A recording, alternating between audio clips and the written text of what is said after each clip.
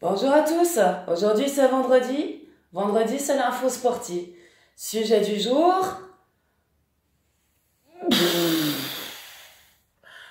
les courbatures. Parce que ça nous arrive à tous. C'est quoi une courbature? Une courbature, c'est en fait des micro-déchirures. Voilà, qui provoquent normalement des lésions.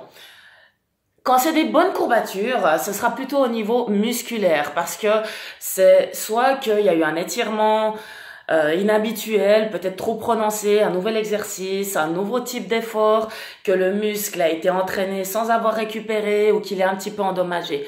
Donc ça peut intervenir justement quand on reprend du sport, quand on fait des choses inhabituelles, mais petit à petit, l'organisme va s'habituer et elles vont disparaître.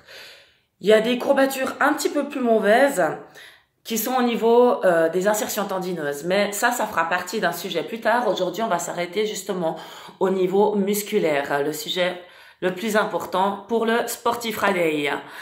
Voilà. Quoi qu'il en soit, ce qu'il faut comprendre, c'est que des courbatures, ce n'est jamais une preuve d'efficacité de la séance.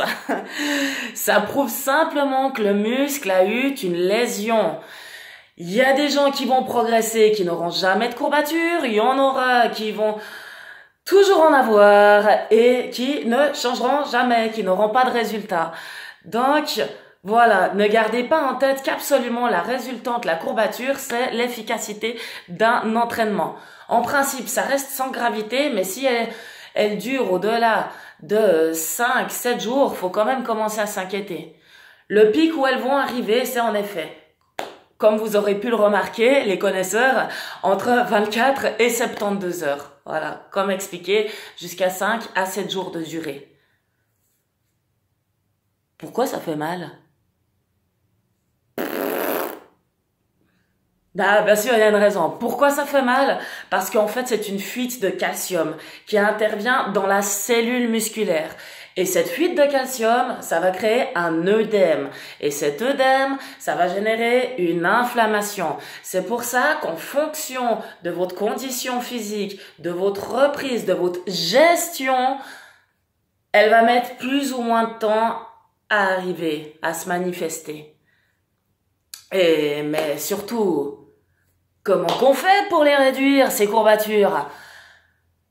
Le conseil, déjà numéro 1, on ne vous le dira jamais assez, c'est de boire parce que ça va faciliter l'élimination des toxines qu'on va produire à l'effort.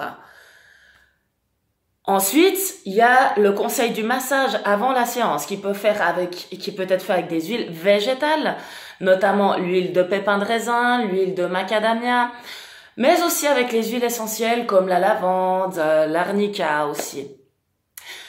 Durant la séance, éventuellement avant, on peut penser à prendre en acte de prévention, si la douleur est déjà là, ça va pas l'effacer, 5 à 10 grammes d'acide aminé de BCAA, donc mélangé à 5 grammes de taurine. Mais, comme on a dit, en prévention, acide aminé, taurine. On peut aussi penser à des suppléments, notamment au niveau des vitamines A et E, avec du sélénium aussi, qui ont des très bonnes actions au niveau musculaire. Après la séance, à nouveau, le massage va revenir. Massage, dans l'idéal, huile essentielle, marjolaine, laurier, poivre noir, la lavande qu'on retrouve et forcément l'arnica. Si vous préférez plutôt l'homéopathie, vous n'êtes pas tellement dans le massage, alors à ce moment-là, en effet, les gélules d'arnica, matin, midi, soir, 5 granules, sont hyper efficaces parce qu'il y a toujours des vertus relaxantes, antalgiques, anti-inflammatoires. Mais vraiment, comme dit tout à l'heure, le meilleur, ça reste la gestion de l'effort, voilà, l'écoute de son corps, la détection des symptômes et la boisson qui élimine ces toxines. C'est vraiment des micro-déchirures, des micro-traumatismes. Ce n'est pas comme on pensait il y a des années en arrière, l'acide lactique qui reste accumulé, qui génère ça. L'acide lactique, on s'est aperçu qu'il disparaît quelques heures après l'effort, alors que comme expliqué tout à l'heure, les courbatures, c'est entre 24 et 72 heures qu'elles apparaissent. Donc ce n'est pas la même chose, quoi, en fait. Est-ce qu'il faut faire du sport sur les courbatures? Alors du coup, on peut faire des séances plus légères et plus longues pour générer aucun stress tellement la charge sera légère, ou éventuellement du cardio, parce que ça va quand même vasculariser justement le muscle, mais vraiment pas une séance intense, parce que le muscle est endommagé, donc on va faire beaucoup plus de mal que de bien.